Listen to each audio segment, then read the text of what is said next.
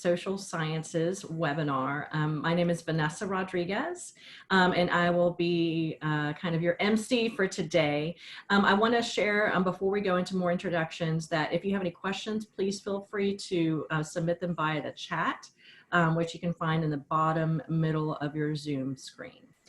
So once again, my name is Vanessa Rodriguez. I am the Assistant Dean for Student Support and Success at Tulane SOPA. So basically, my team's responsibility is making sure that you have all of the resources that you need to be able to complete your academic goals, whether it be a bachelor's or a master's. Next, I'll have Dalila introduce herself, please. Hey everyone, thanks for joining us today. My name is Dalila Ahmedbashic, and I'm the program director for the Humanities and Social Sciences program. I also teach courses in the MLA program, and I'm the coordinator for prior learning. So if you end up having any questions about that as well, feel free to reach out to me. Thanks. All right, Amanda, can you introduce yourself, please? Yes. Hi, I'm Amanda from the Academic Advising, and I have a team of advisors, 4 of them, including who one of them will be the academic advisor for Humanities and Social Sciences for any students who are at the Mr. Dan Ray, and anyone who's attending the Uptown campus, Mr. Michaela Williams. And if anyone's interested in the MLA program, I'm academic advisor for that program. So here to provide, assist you with all academic needs. Thank you. All right, so moving forward, I just wanted to share a little bit about the history of SOPA for those of you that may or may not know. So Tulane was founded in 1834 as the Medical College of Louisiana as a response to actually dealing with infectious diseases, specifically yellow fever, which is really interesting in these times because we're also taking a leading role in the national response to the pandemic right now. But the School of Professional Advancement has been around basically since the beginning. It was actually founded in 1886 as a way to offer education to working adults. So Tulane is very unique in that a college of its high esteem has always shown this dedication to supporting working adults. So why SOPA? SOPA, I like to say, we're the kings and queens of flexibility because we want to have your academic experience fit your needs. One of the ways that we do that is we have a large number of online classes and programs. We have programs of study that are really applicable to today's workforce. We have student support systems that are available online and in person. And then perhaps most importantly, we are the most affordable college at Tulane University. And we have the most flexible hours for classes. So we have both some daytime classes, but mostly nighttime classes so that if you're working during the day or caretaking during the day, you're able to attend them as well. All right, so online learning at SOPA. For online learning, it is the most flexible way of learning because although there are going to be some times that you will have to meet online with your class, usually you can do it at your own pace, which is amazing. Additionally, with online learning, you get to collaborate with students that you would have never been able to collaborate with in an in-person classroom because they may live across the country. So it's a really amazing way to get a diverse group of students together. Our online learning is not like the online learning that some folks are doing now where they're just filming the lecture and then putting it online as a result of COVID. Our online learning programs were designed specifically to be online, and so they're really interactive with lots of videos and dynamic interactions. So yeah, it's something that we're really proud of. So we have about 1,300 students complete online learning coursework, and that was just in the last year. So it shows you how much we've been kind of contributing to this area of pedagogy. Right now we have 8 master's degrees, 11 graduate certificates, and 4 post-bac certificates. Out of those 320 courses were all developed to be taught online. So we'd like to give you options. Additionally, as I said before, the quality of our online programming is really superior. We have almost 200 faculty trained in this, and they go through specific programming with our instructional designers. Faculty who've been training them have won multiple awards in their fields. All right, so now I'm going to pass it over to Professor Omarbashi. Thanks, Vanessa. So I will be talking about the program options in the humanities and social sciences. Broadly, these programs allow students to explore interdisciplinary perspectives while also studying social relationships, practices, and structures. And through this process and through this study, you're strengthening your critical thinking skills as well as your communication and writing skills.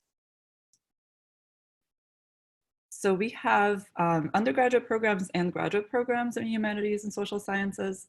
Our graduate program is the Master of Liberal Arts. And this program allows you to engage with different reflections on the human experience from multiple academic perspectives. So each student has an individualized plan of study that meets your intellectual interests and professional goals. As part of the program, you are required to take 10 courses, and the final course in the program is a capstone. And the course offerings range. We have really a broad range of courses in the liberal arts, and they include history, literature, philosophy, political science, sociology, gender studies. There's quite a variety of different topics. And also, in addition to the courses we offer in the program at SOPA, as a student in the MLA program, you also have access to all of the graduate level courses offered at different departments in the School of Liberal Arts at Tulane. In our 2 undergraduate programs, we have 2 majors, one in humanities and one in social sciences. The humanities major allows you to engage in the interdisciplinary study of complementary fields such as English, English literature, religious studies, linguistics, music, arts, and also philosophy. In the social sciences, you're exploring the cultural, economic, political, and historical context of societies. And the courses in this program are available in anthropology, geography, Latin American studies, sociology, political science, and a range of other areas. And as part of the majors, you are required to take 30 credits in the particular major. So 30 credits either in the humanities or the social sciences. And you start out with more introductory level courses from 3 different areas within the humanities or the social sciences. And then you build on those introductory courses with more advanced courses in your area of interest.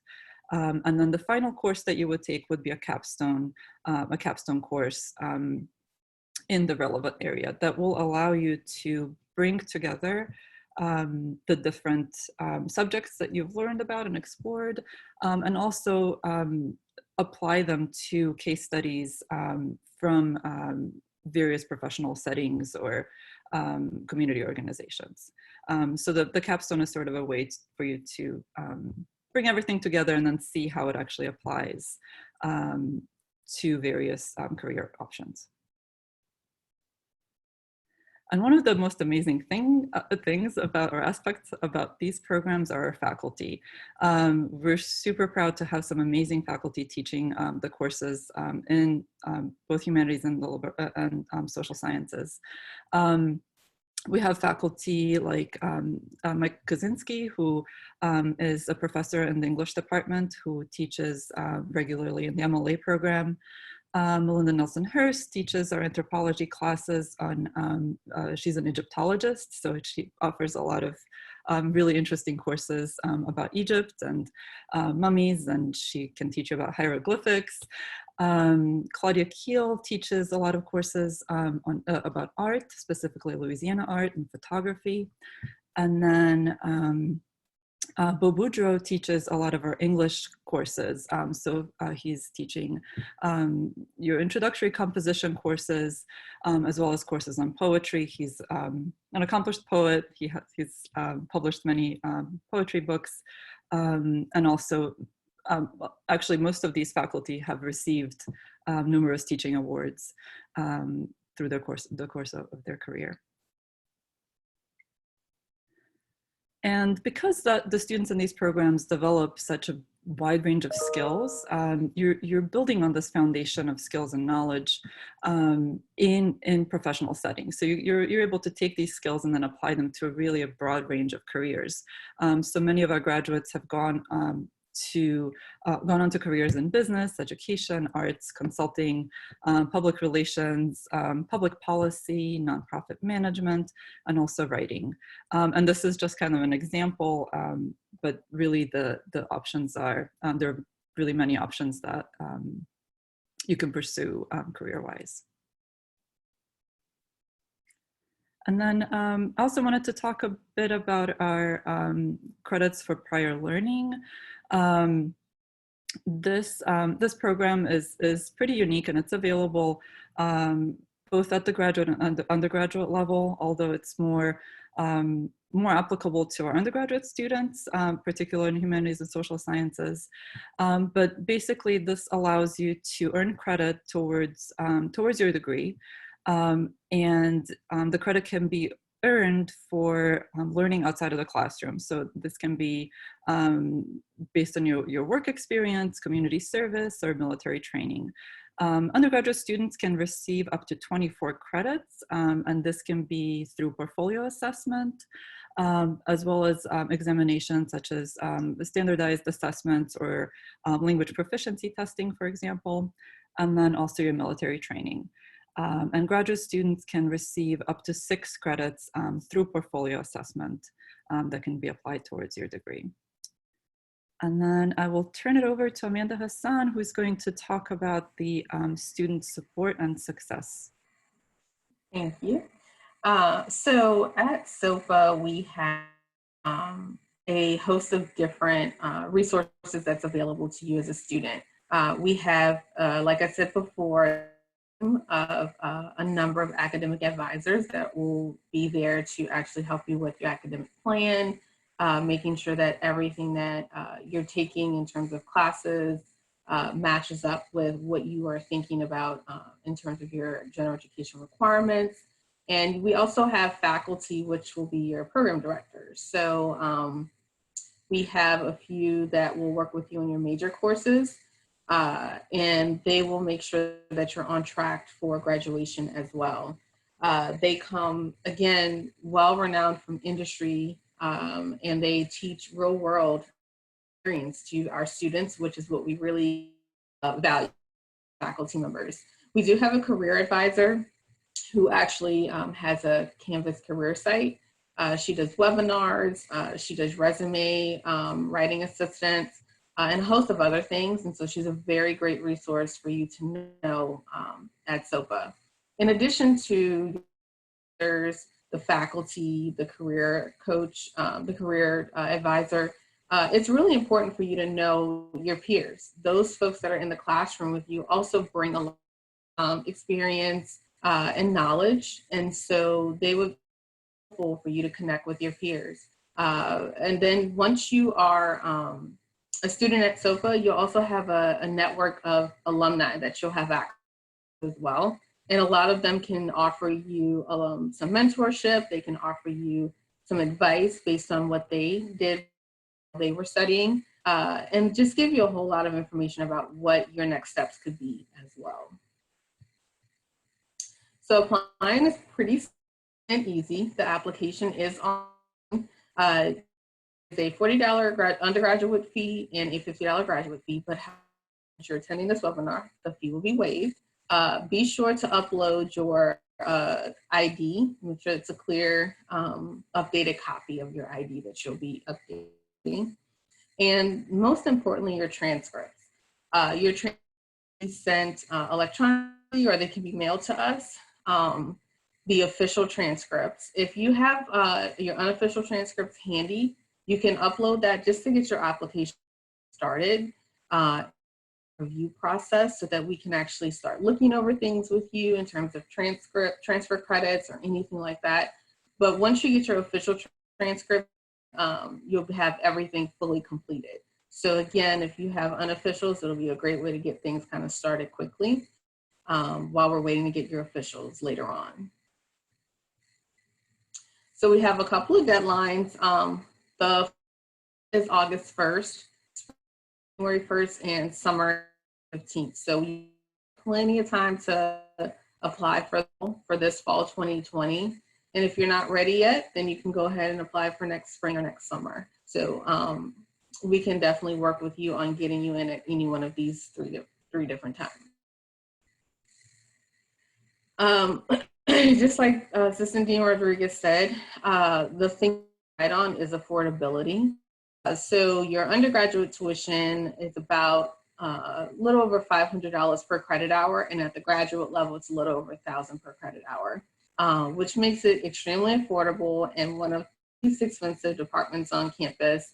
You can see about qualifying for financial aid. You do have to make sure that you fill out, and I would encourage you to fill one out as possible, especially if you're thinking about coming, so that you can see if you're qualified for, aid such as grants or loans. We are a yellow ribbon school, so we do offer discounts as well for active duty, military, veterans, teachers, and first aid responders.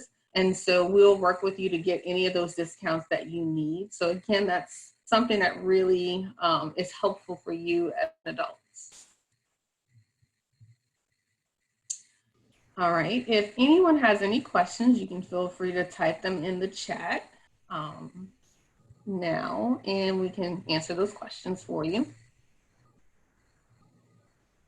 And if you don't have a question now, but something pops up, please don't hesitate to reach out to us. We want to hear from you. So you can reach Dalila by email, or email is probably the best right now because the phone will go to the office, and we're not quite there yet. But you may email any of us. All of our contact information is online, and we are happy to help you with any questions that you have about application or the program itself. So it says, how many students are typically employed within 6 months to a year of graduation? So we are in the process. We do have employment questionnaires that we ask the students to fill out. We just started this in conjunction with the Tulane alumni this year. Last year we had our own. So we are gathering that information now, but based on our own personal experience, most of the students, I'll say this, many students are employed while they are actually taking classes. So what we look at is not only do they obviously maintain their employment, but do they advance in their employment or successfully achieve an employment change that they were looking after. So Dalila and Amanda, y'all probably have a little bit more information about that. How often does that happen? What percentage wise would you say within 6 months to a year or 2 years? A lot of times students do either independent studies or internships. They can kind of get that foot in the door, which we do have a lot of students who do that.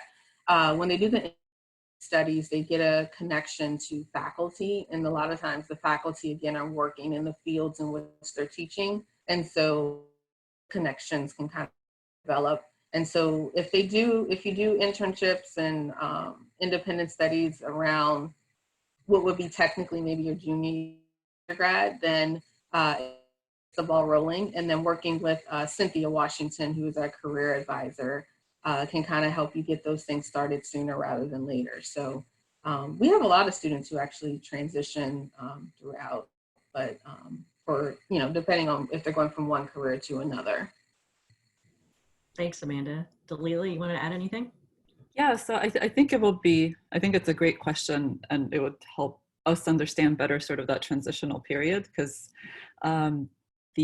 like you mentioned, a lot of the students are employed while they're students. And then we also have data that report on the types of careers that people are pursuing afterwards. So it might be people that graduated 10 years ago. We know that they're, they're running their own PR firm or something, but we don't know what happened sort of in between their graduation and to the, when did they actually, found that career. So I think that, that's something that will be helpful and interesting, I think, to learn more about what happens right at that point after graduation. Yeah. Any other questions before we wrap it up? Thank you for that, Victoria.